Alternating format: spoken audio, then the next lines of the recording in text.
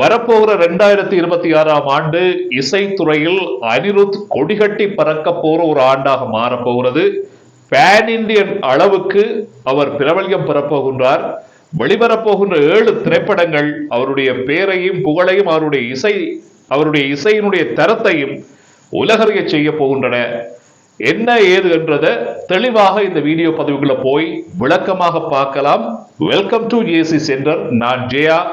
நண்பர்கள் எல்லோருக்கும் அன்பு வணக்கம்.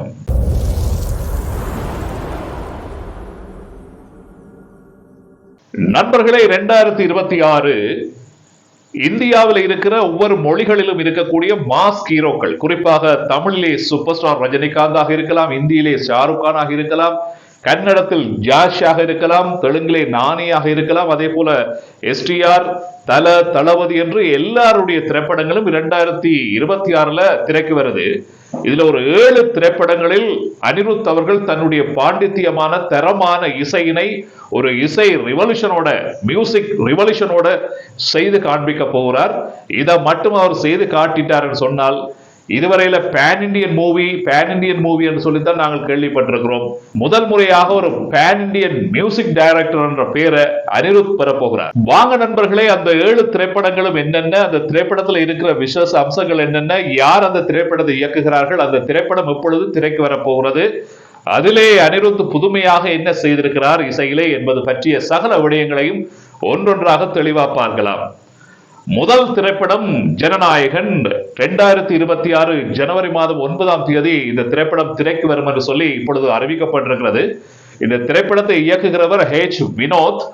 தளபதியினுடைய கடைசி திரைப்படம் ஃபேவல் மூவி என்று சொல்கிறார்கள். அதே போல இந்த திரைப்படத்திலே இசையமைப்பதன் ஊடாக அனிருத்துக்கும் தளபதியினுடைய கடைசி திரைப்படத்தை இசையமைத்தவர் என்ற பெருமையும் புகழும் போய் சேரப்போகிறது. தளபதி விஜயனுடைய அரசியல் வருகைக்கு கட்டியம் கூறக்கூடிய வகையிலே ஒரு வெல்கமிங் மூவியாக, அதே போல ஒரு வெல்கம் டான்ஸ் போல அமைய போற ஒரு திரைப்படம் தான் இந்த ஜனநாயகன். அரசியல் படமாகத்தான் இந்த படம் அமைந்து கொண்டிருக்கிறது. தளபதியினுடைய அரசியல் கொள்கைகள், அவர் என்ன செய்வார், அதே போல தளபதி ஏன் அரசியலுக்குள்ளே வருகிறார் என்பது பற்றிய ஒரு கதை அம்சத்தை உள்ளடக்கிய ஒரு திரைப்படமாக H. வினோத் இதை படிப்படியாக மெல்ல மெல்ல இன்ச் பை இன்ச்சாக செதுக்கி கொண்டிருக்கிறத காணக்கூடியதாக இருக்கிறது. ஒரு முறை H. வினோத் தன்னுடைய சமூக வலைதள பக்கத்தில் தெரிவிக்கும் போது, ஜனநாயகன் என்பது தளபதி விஜயை ரசிக்கின்ற எல்லோருக்கும் பிடித்த சகல எலிமெண்ட்ஸும் உள்ளடக்கிய ஒரு திரைப்படமாக இருக்கும், அதே வேளையில் ஒரு பக்கா ஃபேவல் மூவியாக இருக்க போகிறது என்பதை பதிவு செய்திருந்தார். இதே வேளையிலே தளபதி விஜயோடு இணைந்து பணியாற்றிய சில முக்கியமான டைரக்டர்ஸ் கூட இந்த திரைப்படத்தில் ஹேமியோ ரோலிலே வரப்போகிறார்கள் என்ற செய்தி வந்திருக்கிறது. பொறுத்திருந்து பார்க்கலாம் இந்த திரைப்படம் எப்படி அமைய போகிறது என்று சொல்லி. தளபதி விஜயனுடைய கடைசி திரைப்படத்துக்கு இசையமைத்தவர் அனிருத் என்ற பெருமை அவருக்கு சேரப்போகிறது என்ற படியினாலே இசைத்துறையில் ஒரு மிகப்பெரிய ரிவல்யூஷனை செய்திருப்பார். ஒரு புதுவிதமான அனுபவத்தை இசையிலே கொடுப்பார் என்றதில் மாற்று கருத்துக்கிடம் இல்லை. அதே வேளையில் அனிருத்தும் தளபதி விஜயும் சேர்ந்து லியோ என்ற திரைப்படத்தில் பணியாற்றி இருந்தார்கள். அந்த திரைப்படத்திலும் கூட பேக்ரவுண்ட் ஸ்கோர், பாடல்கள் எல்லாமே ரசிகர்களுடைய கவனத்தை ஈர்த்திருந்தது. ஒரு கிளாஸாக, மாசாக இருந்தது என்பது முக்கியமான ஒரு விஷயம். இசையின் ஊடாக ஒரு அரசியல் சார்ந்த கருத்துக்களையும், அரசியல் சார்ந்த உணர்வுகளையும், மக்களினுடைய உணர்ச்சி வெளிப்பாடுகளையும் அனிருத் எப்படி வெளிப்படுத்த போகிறார் என்பதை கண்டறிவதற்காக நாங்கள் காத்திருக்க வேண்டியிருக்கிறது வரும் ஜனவரி 2026 வரை. 2வது திரைப்படம் ஜனவரி மாதம் 2026 வெளிவரப்போகிறது.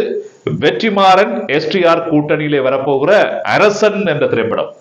உங்களுக்கு தெரியும், வெற்றிமாறன் எடுக்கிற எல்லா திரைப்படங்களுமே வெற்றி பெறுவது வழக்கம், விருதுகளை சுவீகரிப்பது வழக்கம். இந்த திரைப்படமும் அந்த விருதுகளையும் வெற்றியையும் தவறவிடாது என்பதை ப்ரோமோவை பார்க்கும் போது தெரிகிறது. STR மிக அற்புதமாக இந்த திரைப்படத்திலே நடித்திருக்கிறார்.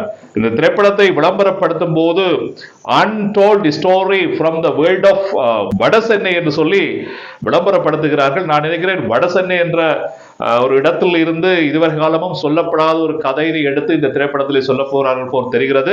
இதிலேயும் ரத்தம் சிந்தக்கூடிய ஒரு வன்முறைகள் நிறைந்த திரைப்படமாக இது இருக்கும் என்றதுல சந்தேகமே இல்லை. காரணம், ப்ரோமோவிலேயே சிலம்பரசன் வாளோடையும் ரத்தம் சிந்திய முகத்தோடையும் வெளியே வருகிறார்.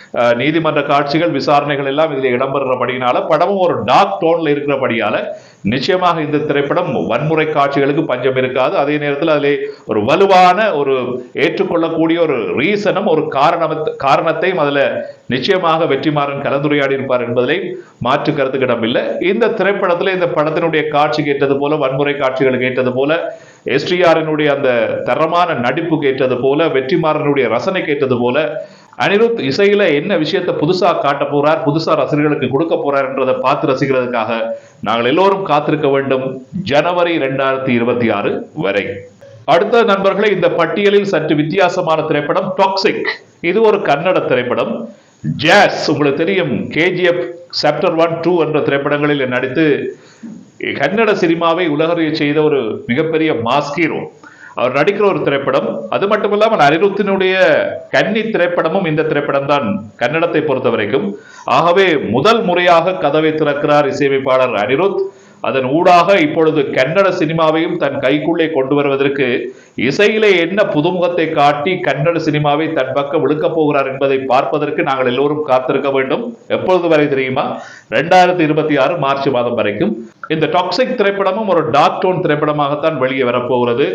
ஜாஸினுடைய அந்த கம்பீரம், படத்தினுடைய கதை, அதே போல ஒரு பேன் இண்டியன் மூவியாக இந்த படம் வர்றபடினால இசையிலும் ஒரு தனித்துவத்தை காட்ட வேண்டும் அனிருத். பார்க்கலாம் என்ன செய்ய போகிறார் என்று சொல்லி இந்த திரைப்படம் 2026 மார்ச் மாதம் திரைக்கு வருகிறது.